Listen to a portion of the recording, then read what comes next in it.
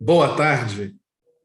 Para quem ainda não me conhece, meu nome é Luciano Sattler, sou vice-presidente de Soluções Educacionais da Sucesso Minas. Gostaria de agradecer a todos e a todas os participantes que estão prestigiando a nossa live e especialmente os nossos patrocinadores. Nós temos o apoio institucional do Google, da QI Network, do Grupo Partners, da Midiaria.com, e o apoio promocional da Nstream. E hoje nós estamos aqui no Sucesso e Saber, no nosso compromisso de partilhar conhecimento, colaborar com as empresas, as organizações, e temos um palestrante muito especial, que é o Maurício Veloso Schwartzman. Ele é Head de TI e Segurança da Informação, mestre em Sistema de Informação e Gestão do Conhecimento, tem formação executiva em cibersegurança e MBA executivo em gestão de TI, de administração de projetos. Ele hoje é CIO do Grupo Bernoulli, um grupo muito reconhecido nacionalmente, né, na área de educação, e é o nosso vice-presidente comercial da Sucesso Minas. O Maurício vai falar com a gente, nós vamos conversar com ele sobre o retorno às aulas pós-pandemia. E o principal objetivo é nós debatermos aí os desafios da educação nesse cenário atual de tanta novidade e inovação para todos nós. Então, Maurício, seja bem-vindo ao Sucesso Saber. É uma honra para nós receber você aqui. Você está em São Paulo nesse momento, né? Isso. Boa tarde, pessoal. Boa tarde a todos. Estou aqui no INSPER, fazendo uma imersão durante essa semana. Obrigado pelo convite, é sempre um prazer falar com vocês. Pela questão do protocolo do INSPER, eu preciso ficar um pouquinho de máscara, mas daqui a pouco, assim que encerrarem aqui, eu retiro a máscara e a gente consegue, pelo menos, sorrir, né, Luciano? As pessoas verem o sorriso, né? Exatamente. Mas que bom. E, Maurício, você tem aí uma experiência já muito grande na área educacional, na área de tecnologia e educação, e o Bernoulli hoje tem um reconhecimento nacional, né? Uma referência, especialmente em todos os níveis, uma escola linda que inaugurou agora de educação infantil aqui e Fundamental 1, mas também muito reconhecido nacionalmente pelo seu ensino médio, pelo sistema de ensino. Como é que foi o desafio quando chega a pandemia em março de 2020? Conta um pouco para nós como é que foi essa travessia aí do Grupo Bernoulli. Bom, eu me recordo que no dia 11 de março, a Organização Mundial de Saúde decretou, né, a pandemia, e até então a gente não sabia o desdobramento disso, principalmente na região da América do Sul. E o movimento, ele foi um movimento muito forte de insegurança das pessoas, né? Então, não necessariamente a gente, naquela situação, a gente tinha ainda um número de casos reconhecidos no Brasil, mas por uma prudência das autoridades, o isolamento social acabou acontecendo 7 dias depois. Então, no dia 18, a Prefeitura de Belo Horizonte e de Salvador, nós temos algumas unidades lá, decretou, né, o isolamento, a modalidade presencial estava proibida, e etc. O primeiro grande desafio foi garantir a continuidade das aulas no ambiente remoto. E isso tem um ponto muito importante, que é o preparo, né? Ninguém estava preparado. Eu escutei isso algumas vezes. Vocês estavam preparados? Ninguém. Se alguém falar que estava preparado para a pandemia, eu falo que, olha, não existe isso. O que nós tínhamos era a necessidade de dar uma resposta rápida, e essa resposta rápida ela precisava acontecer de uma maneira satisfatória. Então, a gente não podia prejudicar a aprendizagem do aluno. E eu considero que o Bernoulli respondeu muito rápido o retorno, né? Qual foi o combinado naquele período?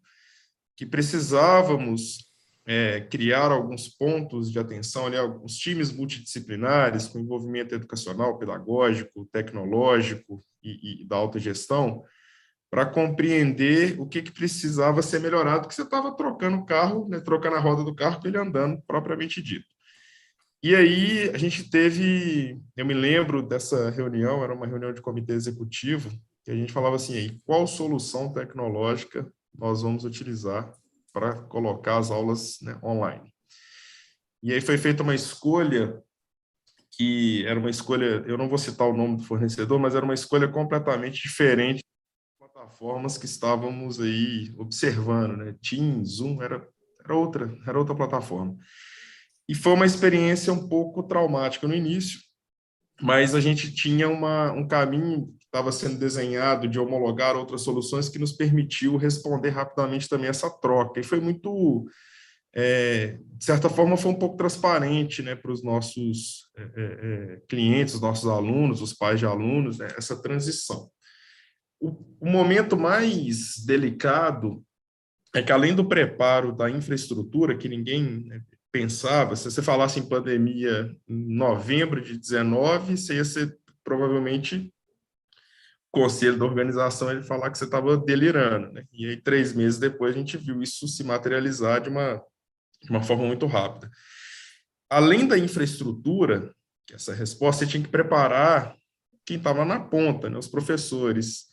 Essa educação digital é algo frágil, né, na nossa sociedade, assim. Ninguém é culpado disso, mas é por uma questão mesmo cultural.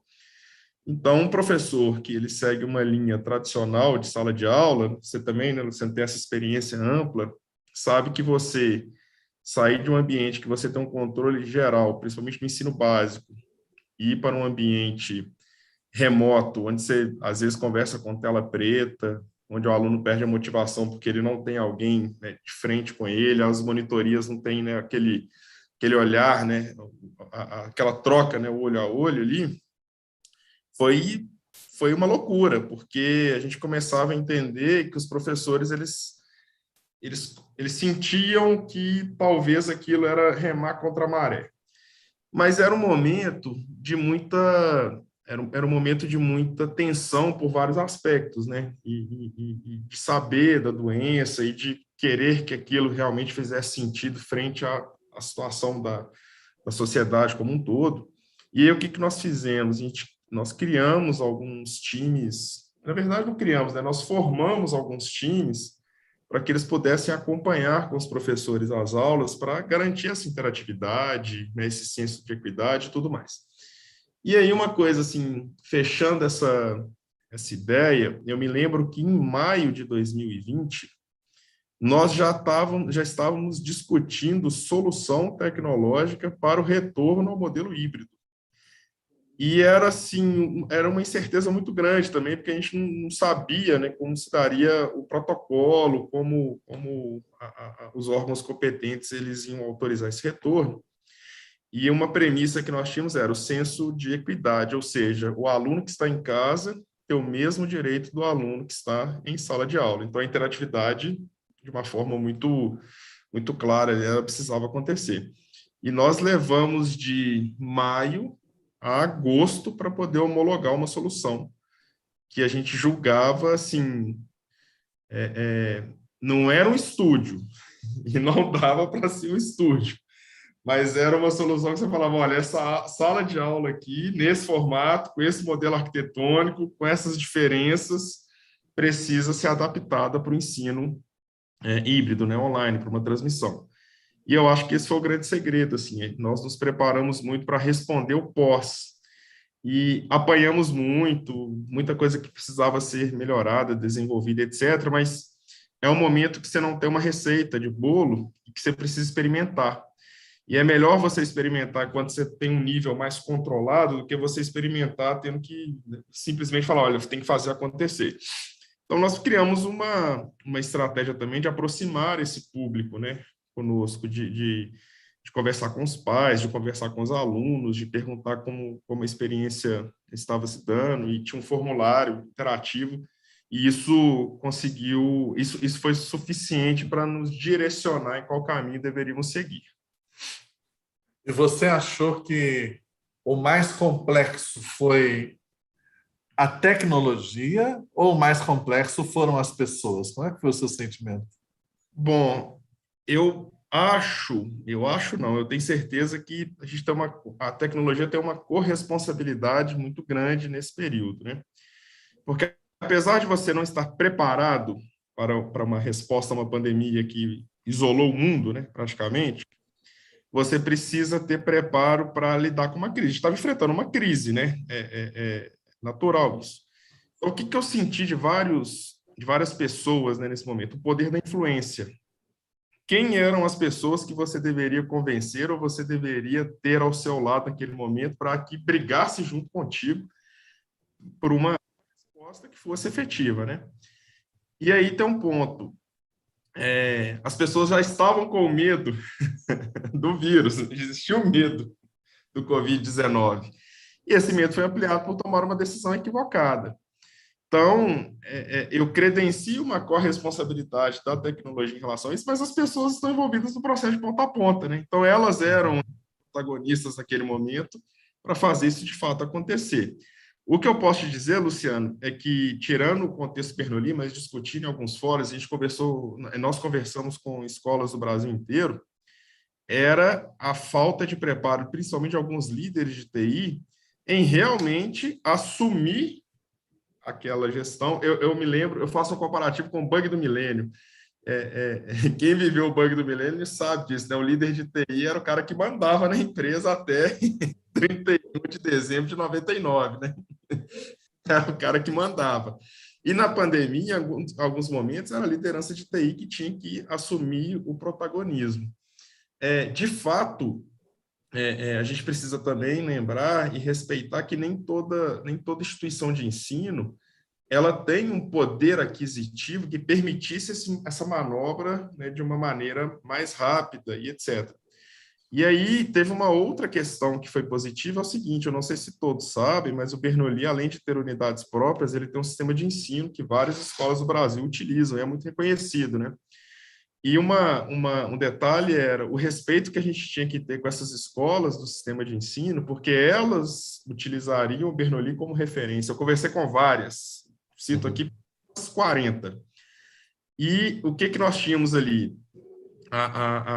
O apoio da alta gestão de falar, olha, estamos com você e o que você recomendar, vamos seguir, e se errar, nós vamos errar junto. E isso era um ponto positivo.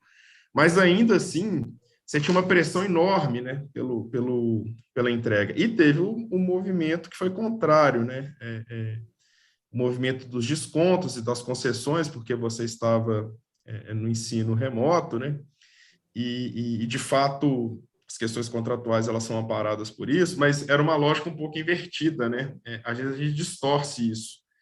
E eu estou muito cuidado a falar porque isso causa muita polêmica, mas foi um momento que para a instituição de ensino as pessoas falam assim, você economizou com isso. Não é bem assim, essa conta não é bem assim. Foi um momento em que a gente teve que conceder muito, até porque muitos pais, muitos alunos ficaram com a condição financeira fragilizada, com corte de emprego, com corte de salário, redução de carga horária, etc., mas que você tinha que investir para que ele continuasse aprendendo em casa. E o principal ponto foi que lá no final de 2020, quando a gente foi discutir orçamento, compreendia o orçamento de uma outra maneira, que esse movimento é um movimento que muito provavelmente veio para ficar, que você precisa enxergar as oportunidades, né, que são possíveis de implementação a partir do aprendizado que você teve, com todas as dificuldades. Então, a grande questão aí foi o posicionamento mesmo das pessoas em relação a esse processo todo, e eu costumo dizer que o grande líder, né, é aquele que consegue responder bem em frente a uma crise, né? Se você entra na crise, você não consegue sair dela. E aí você precisa manter calma, resiliência, influência, apoio, enfim, uma série de fatores. Eu tenho conversado, sabe, Maurício, com muita gente do setor público, porque eu faço parte do Fórum Nacional de Educação. E nem se compara, é claro, o poder de ação, né, com um grupo como o Bernoulli. E infelizmente, os relatos que nós temos das redes municipais, redes estaduais, e olha, até algumas universidades federais, é de alunos que praticamente ficaram sem ter nada ou muito pouca coisa nesse período. E as poucas pesquisas que eles têm até esse momento demonstram que houve uma perda de aprendizagem. Não apenas eles deixaram de aprender o que deveriam ter aprendido, mas também desaprenderam coisas que eles já tinham aprendido em anos anteriores. E isso é muito grave, né? Porque muitas delas ainda não estão com um plano perfeito para voltar.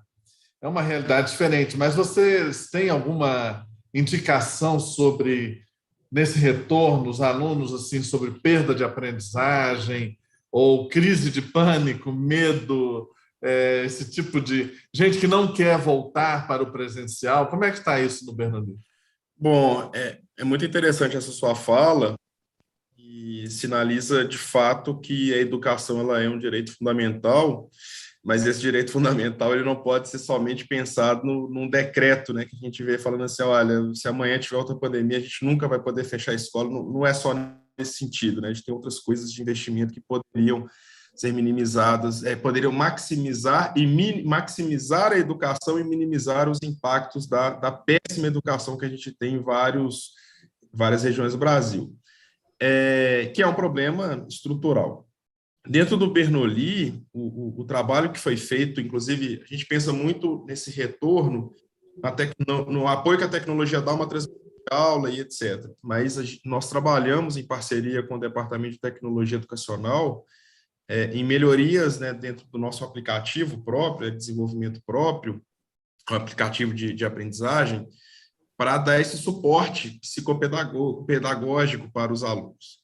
Então, relatos, né, de alunos com dificuldade, de alunos com certos receios, alunos que perderam parentes por conta da pandemia, etc. Existia todo um apoio e um acompanhamento, né, do time de psicologia do Bernoulli para que isso pudesse ser visto de perto, para que fizesse talvez ali uma rotina diferenciada para aquele aluno, o objetivo de recuperar aquele aluno, reduzir a evasão, porque o Bernoulli, por exemplo, tem um pré-vestibular, né? E esse pré-vestibular foi duramente afetado, porque não sabia nem se ia ter o Enem, se ia ter vestibular das federais, né? Do FUVEST, do ITA e etc. Mas talvez você pensaria em cuidar daquele aluno para que ele pudesse se manter ativo, pelo menos, e no momento de distanciamento e isolamento social, a educação também tem esse papel, né, de manter a cabeça da pessoa boa ali, né, ativa, sempre pensando em alguma coisa, com certos objetivos, etc. Então, o planejamento com o Departamento de Tecnologia Educacional foi muito interessante, eu até dou aqui, né, os créditos ao Alex Rosa, que é o Head de Tecnologia Educacional do Bernoulli, que eu não sei se está nos assistindo, mas se tiver, já fica aqui os créditos a ele, ao Breno, ao Carlos Augusto e a toda a equipe que estava lá, porque foi um movimento de você corrigir uma rota que você não esperava que ela fosse diagnosticada como errada naquele momento, mas que você pudesse contribuir efetivamente não somente com a aprendizagem, mas com o cuidado que aquele aluno precisava ter por várias coisas. E aí você imagina, né, Luciano, eu fico pensando assim, existem diversas formas de você encarar um momento como esse, né?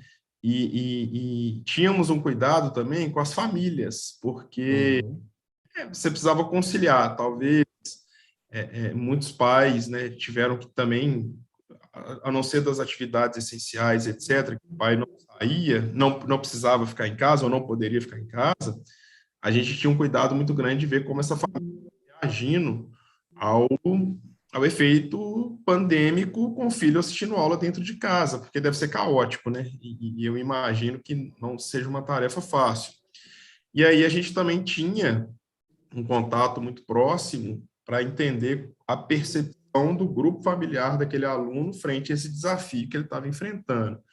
E eu acho que foi muito positivo, assim, nós criamos laços, né, a partir desse momento, que são laços eternos e que você vai continuar acompanhando, independente de você voltar para o presencial ou não, você vai continuar trabalhando dessa maneira. Então, tem muito ensinamento. A pandemia é muito triste, ela trouxe perdas significativas, não somente, né, de pessoas, que muita gente faleceu, e isso é muito, muito delicado, mas ela trouxe perda, ela atacou tudo, né? Ela atacou a economia, ela atacou a educação, ela atacou a saúde, ela atacou toda a nossa cadeia. E aí, quando você pensa nos direitos fundamentais, né, e a educação está dentro deles, você vê o tanto que isso é frágil, né? Você não tem um pouco para responder algumas coisas. E aí traz também o sentido de preocupar com as duas pontas. E aí, outra coisa que foi feita, né? O acompanhamento com os professores. E aí, vocês estão bem para dar sequência a essa atividade? E um trabalho brilhante do nosso time pedagógico em fazer esse acompanhamento bem de perto, exaustivo, mas que era mais do que necessário naquele momento. E você, assim, o Bernoulli sempre foi reconhecido como muito avançado, né, inclusive nas questões tecnológicas. Eu tenho uma curiosidade: vocês chegam a entregar material impresso para os alunos das escolas de vocês, ou é tudo digital? Não, entrega o material impresso também. Essa sua pergunta é muito interessante. Houve uma adaptação em disponibilizar o conteúdo digital, mas também respeitava um pouco as características do aluno que não se dá bem com o digital, que falava o seguinte: olha, eu já estou tendo a aula online, eu já estou aqui nesse ambiente 100% conectado, e que eu queria ter o livro na mão para poder pelo menos sair da frente do computador e deitar no sofá e ler o livro. Então, foi feita uma organização sistêmica e logística para que a gente pudesse entregar esses materiais para os alunos em casa que tinham, né, esse desejo, essa necessidade. E um investimento muito, muito interessante, muito, eu falo assim, por mais que o desembolso foi alto, nós tivemos, sabe aquele sentimento que quando o aluno ia buscar o material ali no drive-thru, ou quando o material chegava na casa dele, aquele senso de gratidão que você via nas redes sociais, via as mensagens nos aplicativos, etc. De fato, o mundo ele é 100% digital. Então, a estratégia que foi adotada agora teremos sempre o material digital, mas quem quiser ter o material impresso vai continuar com essa opção de ter o material impresso. E eu, de certa forma, Luciano, apesar de ser um cara de tecnologia, eu gosto do livro físico também. Eu gosto dessa oportunidade ali. Mas as escolas parceiras, elas trouxeram para a gente algumas coisas que foram importantes. Assim, por exemplo, nós tivemos 4 casos de escolas que não eram clientes do sistema de ensino do Bernoulli, mas que procuraram o Bernoulli na pandemia, porque o sistema de ensino não conseguia atender a demanda dele de forma digital. Então, a virada foi muito rápida, e você conseguir, né, ter as duas opções, aí você deixa ao gosto do cliente, obviamente, te dá uma escala muito rápida. E aí viramos escolas que ninguém imaginava que o cara, tipo assim, batia na porta dele, não, eu estou satisfeito, estou satisfeito, o movimento, quando ele precisou, talvez o concorrente não estivesse preparado, e também é óbvio, né, gente, isso é do negócio, cada um tem a sua forma de atuar. Então, hoje a gente tem essas duas opções e deve permanecer com essas duas opções, certamente, de acordo com a necessidade e interesse que o cliente possui. Você tocou exatamente no ponto, porque as notícias que a gente tem aqui, nesse período, o impresso era quase que uma... Tinha gente que chorava quando recebia. Era fuga. Olha, a escola está comigo aqui, eu não estou sozinho. Exatamente. Isso chegou nas minhas mãos, né? E agora vocês continuarem com isso, né? Agora, ao mesmo tempo, nós estamos aí na virada para o novo ensino médio, né? Isso. E o ensino médio é um segmento muito importante para vocês, né? Conta aí como é que está a estratégia, essa mescla de estratégia, pensando pós-pandemia, que nós vamos chegar lá, se Deus quiser, né? Ainda não chegamos, mas no pós-pandemia e o novo ensino médio, muita mudança na tecnologia educacional. Total. Essa pergunta, de novo, né, muito interessante. Estou gostando do papo. Perguntas bem interessantes de um segmento que era muito tradicional, né, e que hoje é duramente impactado pela tecnologia. Essa conversa do novo ensino médio ela é anterior, inclusive, à pandemia, né? Existia ali algumas discussões que eram incipientes ainda, E, na verdade, essa conversa é desde a época do Temer, né? A gente leu de algumas críticas, etc., que foram feitas naquele modelo. E aí, o que acontece? Pra vocês entenderem como que o Bernoulli funciona, né? Existe essa área, o sistema de ensino, e ele tem uma estrutura muito robusta, inclusive de suporte pedagógico e produção pedagógica. E quando o novo ensino médio ele foi aprovado, né? E aí a gente começou a entender os itinerários formativos, né? Que é a grande diferença. O aluno chega em determinado momento, ele pode escolher o que ele quer estudar de acordo com o interesse de carreira dele. Essas áreas se uniram para discutir quais eram as prioridades. E recentemente o Bernoulli divulgou, né? Criou uma diretoria nova. Então a gente tem uma diretoria de inovação e bilinguismo, porque o bilingue hoje é algo praticamente, né?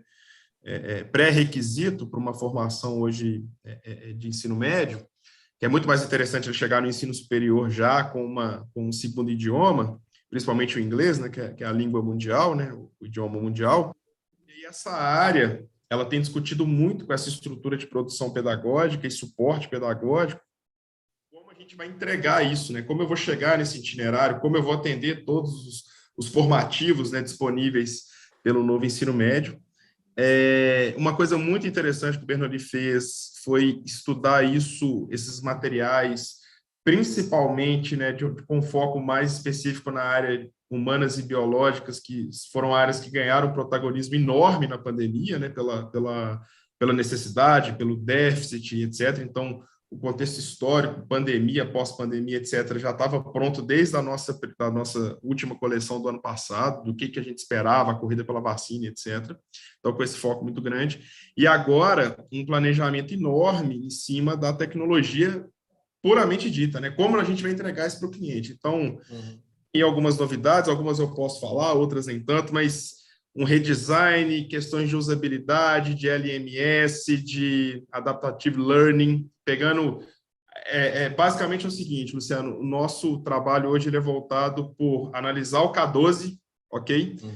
Casar esse K12 justamente com o nosso novo ensino médio, que eu vou falar para vocês uma opinião própria, tem pontos que são muito positivos, tá? Tem pontos que são desafiadores pela forma como a educação no Brasil está estruturada. Então, você citou muito bem, a esfera pública ela vai sofrer. Existe uma tendência, né, apesar de ser pouco Estados Unidos que tem um modelo aprovado, ainda são poucos, uma porcentagem muito pequena da população que adota, que é o homeschooling, por exemplo. Então, tem esses pontos de atenção que a gente precisa analisar, mas tem um ponto muito importante que o aluno ele já parte para uma formação que você consegue minimizar o impacto que o ensino superior vai ter na vida dele para ele ser inserido no mercado de trabalho. Ele já vai com alguns pré-requisitos que a gente tem que chegar lá no ensino superior e fazer um nivelamento, etc. Então, tem ponto muito positivo. A gente está muito atento, eu falo assim, tirando o crachá, mas é muito difícil você encontrar um sistema de ensino que pensa nessa qualidade, nessa proximidade como o Bernoulli pensa. E assim, vai um elogio aos fundadores do Bernoulli, né, o Rodrigo, ao Romeu e Paulo, porque eles participam conosco de todas as reuniões de tecnologia educacional, todas as reuniões, todos os materiais, todas as iniciativas, tudo aquilo que a gente propõe, né, para fazer a retaguarda de acompanhamento, de indicadores, etc., eles são os patrocinadores do momento. Então, assim, quem é cliente Bernoulli, eu tenho certeza que vai ser muito bem atendido com essas novas tecnologias e modelos de educação, né, a partir de recurso tecnológico que vem por aí. Uma vez eu estive com os fundadores, nós almoçamos, e uma coisa que me impressionou muito positivamente, eles, na época, falaram a quantidade de fundos de investimento que procuram o Bernoulli tentando comprar o Bernoulli, né? E eles avaliam o seguinte: mas se a gente vender o Bernoulli, isso aqui é o que a gente gosta de fazer. Eles são apaixonados por educação. Né? São apaixonados por educação, fazer diferença, fazer diferente. Né? Então, acho que isso certamente deve ter uma influência muito positiva em todas as verticais da Com organização. certeza. Antes, dentro da estrutura, cada um ficava responsável, né, por uma unidade de negócio da empresa. Hoje, os três participam, né, ativamente do ecossistema, né?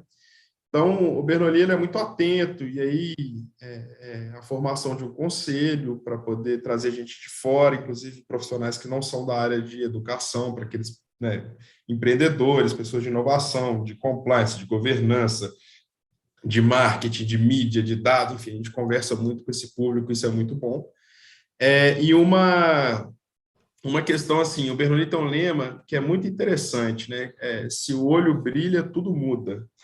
E é muito interessante porque toda vez que a gente entra numa discussão e numa proposição e numa conversa aberta, né, com esses patrocinadores, você vê que quando o valor ele é identificado de imediato, tanto que o olho, né, os olhos dos três brilham, e isso é muito, muito legal, e eu tenho certeza que tem muito do que eles colocaram aqui, né, do sonho deles, da forma como eles pensaram Bernoulli, e a maneira como eles respeitam as pessoas que fazem parte da gestão, né? Então, eu costumo dizer que eu sou uma liderança muito respeitada aqui dentro, justamente por ter a abertura de chegar lá no conselho consultivo e falar, olha, nós temos esse problema, ou nós temos essa questão, ou nós temos essa oportunidade, e o caminho que nós vamos seguir é este daqui, os riscos são esses e tudo. Estamos juntos, qualquer coisa que acontecer fora do que foi programado, a gente conversa de novo. E é muito legal, sabe, Luciano? Eu vejo, por exemplo, o Romeu, o Paulo, os próprios diretores, né, o Ragazzi, o Thiago Bossi, o Lucas, que chegou recentemente, são pessoas que estão ativamente na ponta também, né? Eu vejo o Romeu conversando com o cliente do sistema de ensino e mostrando como as coisas funcionam, o que ele pensa. Eu fui convidado recentemente para fazer uma reunião com uma escola que usa a metodologia Bernoulli, porque eles queriam entender onde eles poderiam, o que eles poderiam fazer para poder melhorar, como eles achavam que a tecnologia poderia ser explorada, etc. Então, o Bernoulli não acredita naquela estrutura verticalizada, sabe? Acredita numa horizontal, onde todo mundo tem um poder de fala, de propor, de questionar, de contrapor, de discutir, de participar. Maurício, nós estamos aqui falando no âmbito da Sucesso. Eu vou fazer uma pergunta que vai parecer boba para você. Sim. É só para deixar claro para quem está acompanhando a gente, né? Até pelo lugar que você está, a pergunta é boba, mas é para deixar claro. Você hoje, como head de TI, você considera que você ocupa um espaço operacional, exclusivamente operacional no grupo, ou você ocupa um espaço no nível estratégico do grupo? Hoje, 100% estratégico. E aí, eu queria só contextualizar. Quando eu cheguei no Bernoulli em 2019, eu cheguei 3 meses antes da pandemia. Cheguei no final de... E eu vim da área da saúde. E tem as suas semelhanças, mas são dois mundos com particularidades, né? O que aconteceu? Quando eu cheguei, era uma área que caminhava do nível operacional para o nível tático. E quando a pandemia, você teve que virar estratégico de qualquer jeito. E aí, qual que foi o ponto, né? Eu tive muita autonomia executiva para tocar os assuntos de tecnologia. Então, hoje a minha área é uma área 100% estratégica e que há um cuidado muito grande nas discussões de planejamento, etc., assim, de pensar efetivamente como a TI vai continuar entregando valor, né? Como a tecnologia, de fato, vai continuar entregando valor e como evitar que a TI vire gargalo para o crescimento da nossa organização. Então, assim, se a gente for parar para pensar, não somente na educação, em vários outros segmentos, a boa estratégia, de fato, é você conseguir crescer, você conseguir expandir seu negócio a partir de tecnologia, né? Que você escala mais, etc. Mas você precisa ter um caminho bem estruturado, né? Um plano bem definido. E aí esse é o ponto, né? Me foi dada essa missão de cuidar deste caminho junto com a alta gestão da empresa, para que a gente consiga alcançar o nosso resultado e nos manter sustentável. Então, existe um hub de inovação que não fica com o departamento de tecnologia da informação, mas que a gente participa, né, no apoio capitaniano, EdTechs. Então, está aí divulgado nas redes sociais para quem tem EdTech, etc. Tem, né, as regras de como que você pode escalar seu serviço. Existe um planejamento muito forte, né, para os projetos que vão atender essas áreas que estão na ponta, a produção pedagógica, o suporte, as escolas e etc. E tudo isso alinhado muito a uma estratégia com ciclos menores, né? Aquele modelo engessado de planejamento estratégico, você fala assim, vou rodar um planejamento estratégico para 5 anos, eu desafio qualquer um a falar o que vai ser do mundo daqui a 5 anos. Então, esse é o ponto. Você pode falar onde você quer estar em 5 anos, aí você vai rodando ciclos menores, e é algo que ficou muito evidente aí nesses quase 2 anos que a gente está vivendo assim. Olha, nós estamos aqui com algumas perguntas. O professor Ricardo Luiz Freitas, que é meu companheiro aqui na VP de Soluções Educacionais e professor no ENGE, ele pergunta para o Maurício, boa parte, se não todas as metodologias ativas são fortemente baseadas em tecnologia. Com a pandemia, os professores se reciclaram forçadamente em termos de tecnologia. Você acha que as metodologias ativas terão seu uso mais ampliado nas salas de aula? Não acho, eu tenho certeza. Eu tenho certeza disso. Inclusive, a pergunta do Ricardo ela é interessante, porque, inclusive, você precisa rever a arquitetura da sua sala de aula, né, para atender isso. Esses espaços ativos, conciliar laboratório com sala de aula, etc. Então, existe sim existe a certeza de que vai ser ampliado, existe sim como a gente vai conseguir fazer isso no curto prazo ou em ciclos menores, né, com o nosso planejamento, obviamente, para atender a demanda e continuar 100% ativo para atender esse requisito específico. O que eu posso falar para vocês hoje mais cedo, eu vi um paper, né, com rascunho de algumas iniciativas com esse viés. Eu não posso falar o que é, mas tem direcionamento para isso, inclusive na formação de um squad corporativo para tal. O professor Ricardo está perguntando porque ele tem uma experiência muito boa também, né, nessa área, né? Acho que temos aqui uns alunos e professores, olha aqui como é que estão desesperados. Olha, Cristiano Canabrava, boa tarde. As aulas práticas em laboratórios vão voltar, ciências, biologia, etc. Valéria, as aulas práticas e ciências médicas já voltaram desde 26 de abril. Bernoulli, Jorge Quintão, Bernoulli já voltou 100% presencial. Durante o período que esteve 100% online, houve desconto na mensalidade para os pais? Gente, antes do Maurício responder, só dizer que nenhuma escola em Belo Horizonte, por exemplo, pode voltar 100% presencial enquanto não tiver um decreto municipal que autorize. Então, pode ser que agora, em novembro, a gente tenha isso, porque agora sai um decreto estadual. É mais ou menos isso, né? Exatamente. É importante a gente diferenciar. Eu vi o pessoal colocando aqui a questão das ciências médicas, né? São protocolos diferentes. E eu me lembro, primeiro, duas questões.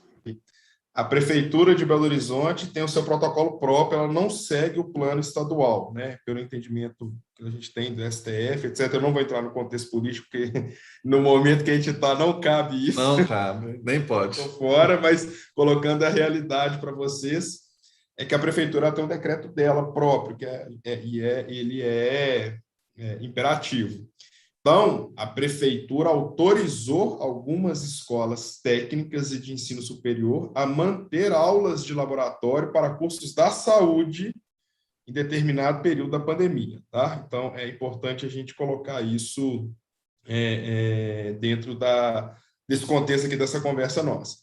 Na sexta-feira, foi autorizado pelo governo do estado o retorno presencial de 100% dos alunos da rede estadual e das escolas, né, que são mantidas pelo governo de Minas. Mas há esse entendimento de divergência com as prefeituras. Não há da Prefeitura de Belo Horizonte ainda uma autorização, ok, formal, ou seja, um decreto que autorize. Houve, recentemente, uma ampliação da quantidade de alunos por sala. E aí, gente, eu falo para vocês, assim, de assim, com certeza plena, que no dia que autorizar, nós vamos voltar imediatamente com todo o protocolo de segurança que foi estabelecido. Qual que é o ponto? Só para vocês entenderem a dinâmica.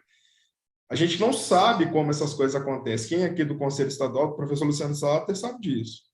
Existe recomendação do Conselho Municipal e do Conselho Estadual para o Comitê de Enfrentamento à Pandemia, e o comitê delibera. E a gente vê lá as entrevistas do prefeito, etc. Agora ele não está nem dando entrevista mais, ele simplesmente solta um decreto. E às vezes esse decreto sai numa sexta-feira, 11 horas da noite, e que você fala assim, a partir de segunda-feira você pode voltar, mas você tem que cumprir isso tudo aqui. E às vezes você tem que ter um tempo para respirar e cumprir algumas coisas. O que nós temos observado é uma proximidade, né, do sindicato, das escolas particulares, tanto do SAAI, quanto eu esqueci a Zuleika, que é presidente, né, a professora Zuleika. Sinep, isso. Que participa ativamente, delibera com a Secretaria de Saúde, delibera com a Secretaria de Educação. Mas falo para vocês, assim, de bate-pronto, que, quando autorizar, estaremos prontos para esse retorno de maneira, assim, muito segura. O Jorge Quintão fez uma pergunta, né, se o Benoli concedeu desconto. Concedemos desconto, existia negociação diretamente com os pais, existiu negociação na frente que o PROCON, né, a partir do Ministério Público, abriu com as escolas particulares, tanto aqui quanto em Salvador. A gente tinha uma série de coisas. O ponto é que cabe uma análise para você entender até a medida, né, para você sustentar. A gente viu muita escola quebrar na pandemia. A gente tem uma escola gigantesca aqui, que eu falo assim, triste, né? Você vê uma escola daquele tamanho simplesmente fechar as portas, e a gente espera, né, professor, que alguém tenha a audácia ou a coragem de assumir e manter, porque toda vez que você fecha uma escola, quem está perdendo é a sociedade. Tem uma outra pergunta da Júnia. Mas antes, tem uma aqui do nosso presidente, pelo amor de Deus, senão a gente perde. Sim. Professor Celso Chapinotti, olha, parabéns pelo excelente diálogo. E é uma pergunta: estamos investindo na preparação dos professores de modo apropriado para fazer frente a esse novo modelo educacional, mais digital, mais à distância? Bom, essa pergunta eu não posso nem respondê-la somente do ponto de vista do Bernoulli, né? Do nosso lado, a gente tem feito a formação docente com o nosso time, tanto o nosso time de tecnologia educacional quanto o time de suporte pedagógico. E o que a gente tem observado é que é preciso evangelizá-lo, né? É preciso que alguns professores não tenham medo da tecnologia, que é absolutamente natural que você tenha uma certa distância daquilo que você não tem habilidade ou proximidade para trabalhar. Então, dentro do Bernoulli existe esse movimento, mas dentro das escolas parceiras do Bernoulli existe esse movimento, mas esse é um movimento geral de toda e qualquer organização, seja ela pública ou privada. O que eu vejo é que a gente ainda patina muito em temas que são muito simples de serem resolvidos, né? Ou até mesmo questões que já poderiam ter sido inseridas lá atrás, independente da pandemia ou não, e que agora você precisa correr contra o tempo. Então, o que a gente tem visto aqui é uma necessidade de você criar um plano formativo para esse professor. Você não tem que preocupar mais, você tem que preocupar com o aluno e professor. Mesmo porque o aluno está muito acostumado com a tecnologia, né? Principalmente as gerações mais novas, e o professor precisa acompanhar isso. Então, a gente tem feito trilhas de formação, a proximidade desses departamentos, né, com o time pedagógico é fundamental para que isso aconteça de fato, uma vez que há uma demanda, inclusive, do mercado de que algumas coisas aconteçam no EAD.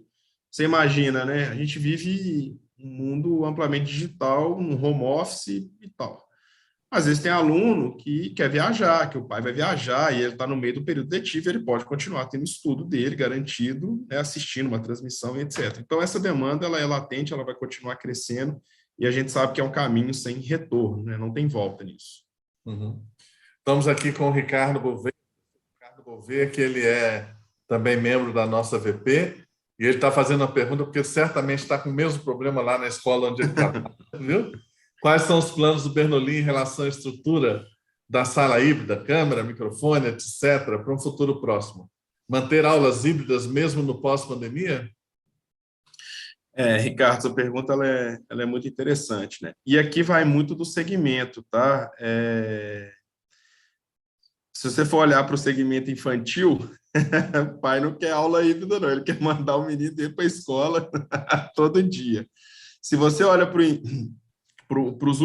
as últimas séries do ensino fundamental e as séries do ensino médio, até o pré-vestibular, há essa demanda sim. O que a gente está fazendo? Dentro do planejamento, tanto orçamentário quanto estratégico de 2022, dentro da área de tecnologia, vai existir agora uma estrutura somente para cuidar de sala de aula de ensino híbrido. Muito provavelmente nós não teremos. Hoje o Bernoulli tem todas as salas de aulas com transmissão, são 110 salas, é muita coisa você transmitir ao mesmo tempo. E, obviamente, quanto mais coisa você tem, maior a probabilidade de erro, de impacto, etc. Então, vai existir uma definição estratégica da gente ter essa rotação, né? Eu ter a condição de lecionar no modelo híbrido, eu ter a condição de lecionar no modelo 100% presencial.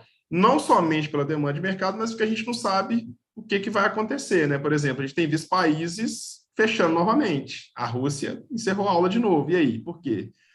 Será que a vacinação é efetiva? Não sei, tem uma série de fatores. Então, a gente não sabe ainda, é muito incerto os próximos 2 anos, né? A gente não sabe o que vai acontecer. Vai ficar todo mundo naquele receio.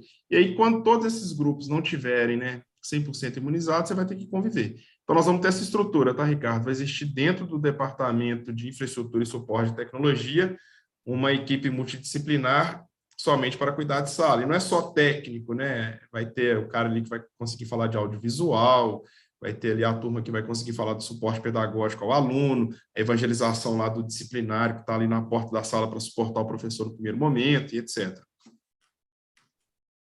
Agora sim, com a Júnia, que está com uma pergunta ótima aqui, né? A Júnia Marcossi. Obrigado, hein, Júnia? Como que a área de tecnologia atua estrategicamente com o setor pedagógico para a formação continuada dos docentes, transcendendo o operacional? Quer dizer, é aquele... não apenas ensinar a usar a tecnologia, eu acho que é justamente uma mudança de mentalidade. Você não acha, não, Maurício? Eu acho. E passa muito por essa educação digital, né? Passa pela compreensão que a gente precisa ter em relação ao valor que a tecnologia dá. O que a gente tem observado, né? As pessoas estão depositando muito a responsabilidade na tecnologia, achando que ela por si só vai resolver o problema, e não é assim, né? Pessoas estão no centro ali daquilo. Então, essas pessoas precisam estar preparadas para tal. E aí, Júnia, qual que é o ponto, né? A tecnologia rompeu a barreira, a sala dela, né? Hoje, o nosso foco de atuação, a gente não conseguiu fazer isso 100% do tempo, porque você precisa, né, seguir um ciclo ali de gestão e compreender algumas outras prioridades, manter o negócio ativo, etc., de ser próximo ao usuário, né? De quando você colocar um produto que ele vai ser parte digital, alguma coisa nesse sentido, você ter condições de inserir a tecnologia desde a sua concepção até a sua sustentação, né? E a sua evolução, respectiva evolução. E eu acho que isso é muito importante a gente observar, né? A proximidade com as pessoas, essa formação, talvez o ensino superior que forma professores específicos, né, também começar a inserir ali a tecnologia como ponto, um requisito, né, básico, mínimo para ele. Então, quem faz aí o normal superior, né, antigo normal superior, quem faz pedagogia e etc., já ter ali dentro da sua formação aspectos tecnológicos que precisam fazer parte do seu dia a dia. Eu estou vendo uma coisa aqui, Luciano, eu queria só fazer um comentário.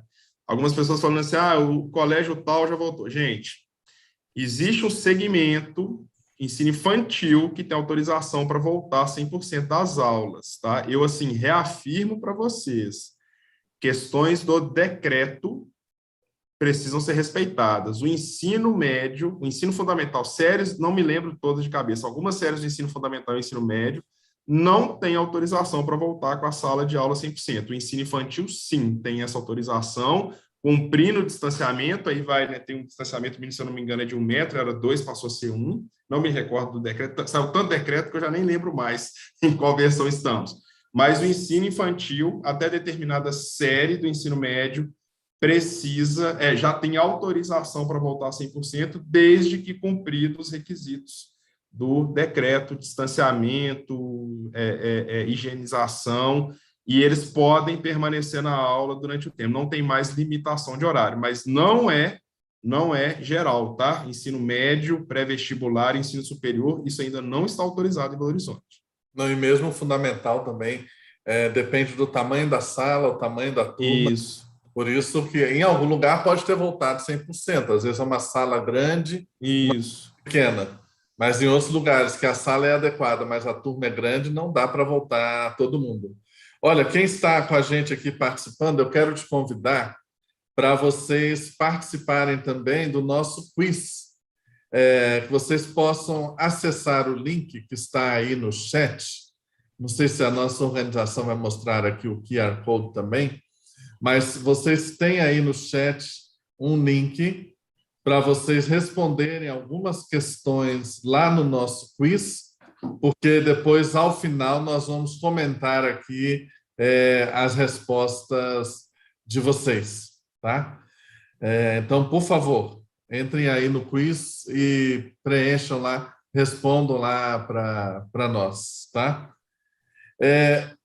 Aqui algumas perguntas reforçando, né, que realmente o híbrido aí como tendência. Eu quero lembrar, aqui, ó, então aqui, ó, gente, vocês têm aí o QR Code, né, e você vai responder as seguintes perguntas lá para nós, tem algumas. Sua instituição pretende adotar algum modelo 100% EAD? Para você, os professores estavam preparados para essa mudança no modelo educacional? Você considera que as pessoas estão preparadas para o ensino remoto ou híbrido de forma permanente? Aí vocês podem clicar aqui, né, apontar a sua câmera por QR Code e vão lá direto para o formulário no Google para poderem responder, ou acessem o link que está aí no chat, tá? Nós já falamos aqui um pouco sobre os limites que estão sobre nós do decreto. Foi comentado também pelo Maurício, aí, escolas que fecharam ou suspenderam as suas atividades nesse período. E agora, no novo ensino médio, já estava previsto antes que nós temos uma carga possível de ser implementada, né? Em cursos diurnos, até 20% à distância, em cursos noturnos, até 30% à distância, e no EJA, Educação de Jovens e Adultos, até 80% à distância. Vocês estão com isso no seu radar, Maurício? Como é que está caminhando isso, essa carga de EAD dentro do novo ensino médio para vocês?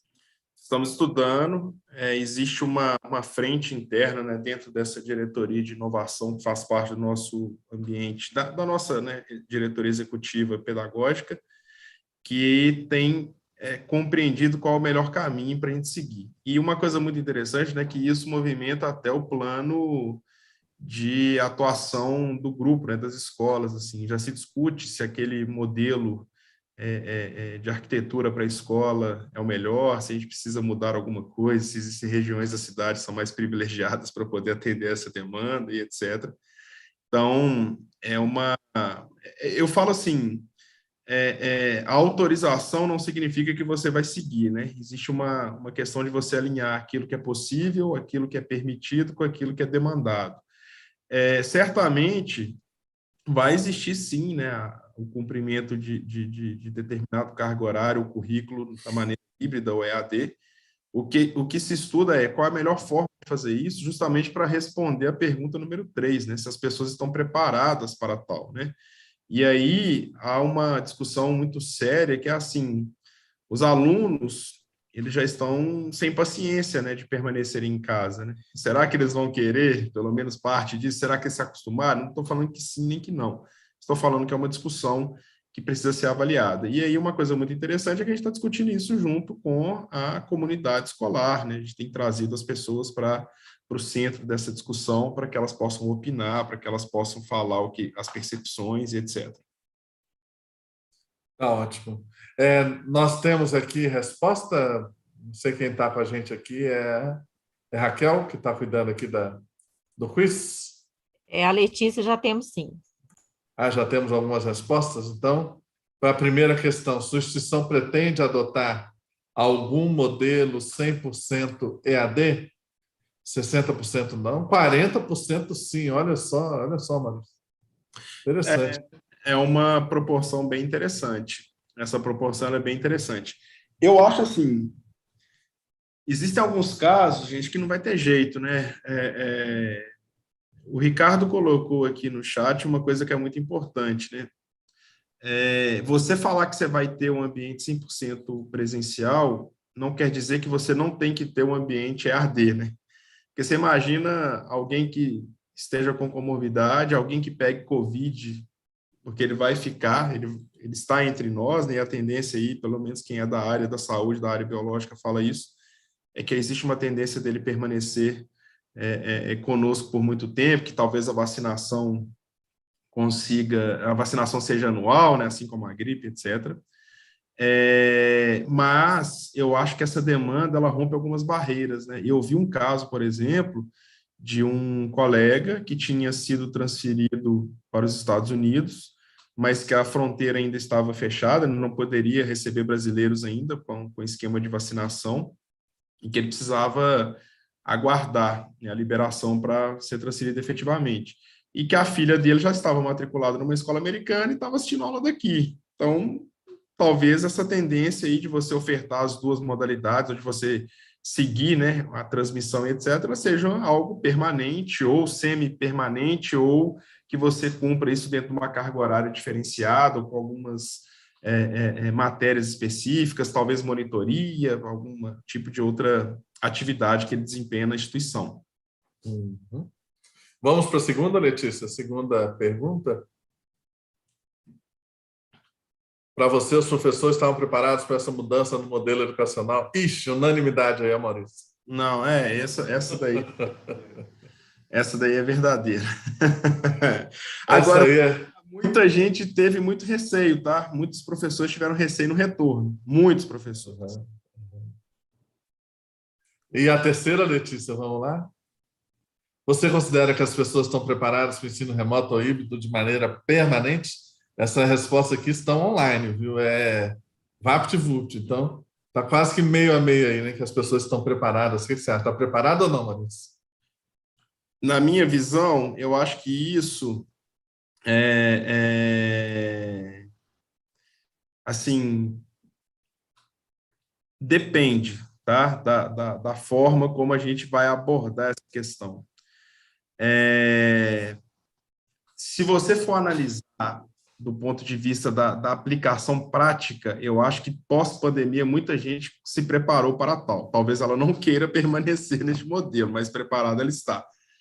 Entretanto, eu não sei se isso é algo que vai somente da disciplina, do interesse, etc., ou se isso tem limitações de infraestrutura, por exemplo. A gente viu o sofrimento com a internet, com disponibilidade, com energia elétrica e etc. Então, eu acho que aqui tem um combinado, tá, Luciano, de preparo entre a parte pessoal, né, ou seja, daquilo que as pessoas realmente têm ali de interesse pessoal em manter o ensino 100% EAD ou híbrido, ou pessoas que entendem que elas têm essa disciplina, mas que a infraestrutura da localização dela ali, onde ela está localizada, não permite que isso aconteça. Mas, de fato, eu acho que é uma coisa que contribui muito, né? A gente rompe algumas barreiras e a educação ela chega em locais que ela nunca chegou, e você consegue adaptar com... você consegue aproveitar melhor, né, esse mundo globalizado que a gente vive. Uhum. Letícia, pode tirar aqui, por favor, para a gente ver o rosto. Deixa eu só fazer um adendo. Eu estou vendo o Jorge que o filho dele já está estudando 100% presencial e etc. O Jorge, assim, ele tá porque ele faz parte ali daquele grupo da bolha que voltou, tá, para o presencial. Mas eu te dou certeza absoluta que a sala de aula dele não está 100% presencial. Se tiver, a não ser que tenha saído algum decreto recente, mas isso não está autorizado. E aí eu te falo, a sua resposta é interessante. Eu tenho alunos no Bernoulli que são 100% presencial, mas não quer dizer que eu tenho autorização para voltar com todos os alunos 100% presencialmente, tá? São dois conceitos diferentes. Uma coisa eu posso ter a aula presencial, a outra coisa é a ocupação, ou seja, o limite de quantas pessoas eu posso ter no presencial. O Bernoulli tem aula presencial em todas as suas séries, tá? Do primeiro período ao terceiro ano e ao pré-vestibular. Entretanto, do primeiro período ao último período do ensino infantil, você tem autorização para ter todos os alunos em sala de aula. É facultativo, ou seja, o pai pode ou não mandá-lo, então você tem que manter o ensino híbrido. E para as demais séries, você trabalha no conceito de bolha, tá? Algumas escolas aproveitaram o seguinte: dependendo do nível, né, de como a escola se estruturou, como os alunos quiseram, os pais quiseram fazer o retorno, alguns ficaram 100% no online, outros ficaram 100% no presencial. Isso também aconteceu no Bernoulli. Agora, a autorização para 100% dos alunos estarem em sala de aula, ela só pode acontecer se você tiver naquela sala de aula o limite específico estabelecido pelo decreto. Ou seja, o Loyola, que neste caso só tem 18 alunos nessa série, são 18 alunos que cabem dentro do distanciamento. Ok, pode voltar todo mundo para o presencial. Agora, toda a comunidade escolar no 100% presencial não está autorizada. Volto a reforçar isso. É verdade. Olha, nós, como sempre, né? Quando a gente boa, o tempo passa rápido. Exatamente. Isso é terminar 18, mas eu gostei uma coisa que você falou, sabe, muito importante, Maurício. Você é da área de TI, você está vendo que essa mudança de época que nós estamos e as metodologias ativas vão pedir mudanças arquitetônicas na escola, ou seja, a nossa concepção de espaço físico muda. E aí Exatamente. a gente essa aula e dessa sala que foi concebida para uma escola do século XVIII e talvez vamos chegar finalmente numa escola do século XXI. Eu queria que você fizesse um último comentário antes da gente partir para os finalmente aqui. Eu acho que uma das áreas que mais tem oportunidade, né, pós-pandemia, é a área da educação. A gente aprendeu muito com isso, em todos os sentidos, inclusive no sentido de reforçar a educação até na compreensão do momento que a gente vive, né? E nos momentos mais críticos, mais ainda.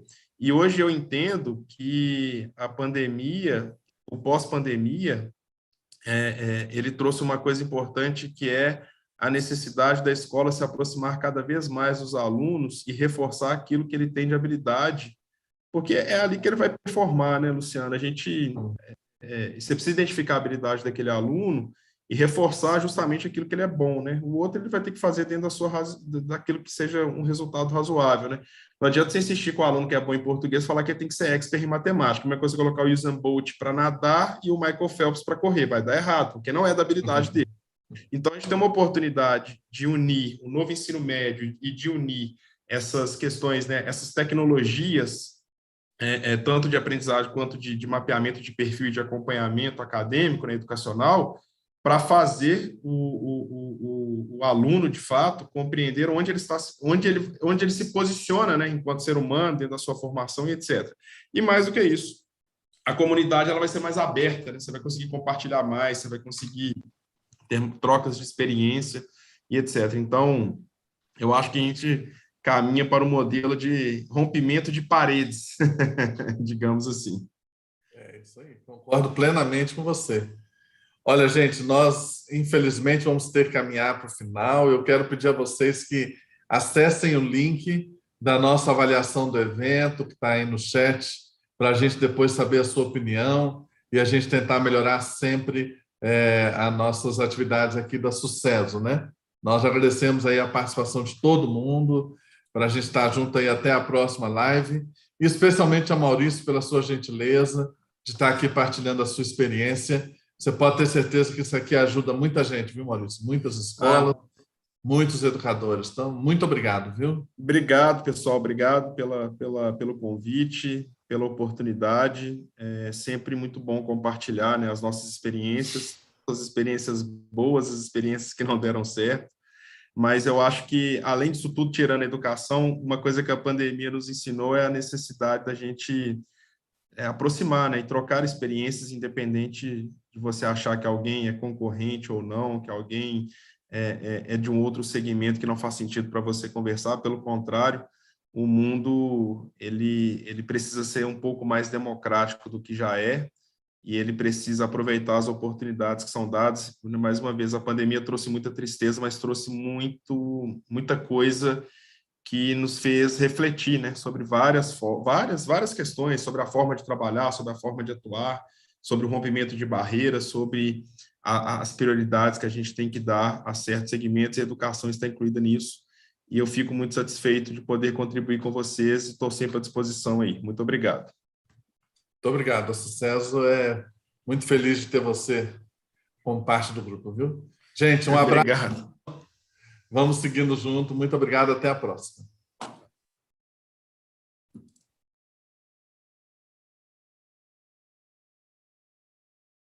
E aí, Raquel, correu tudo bem?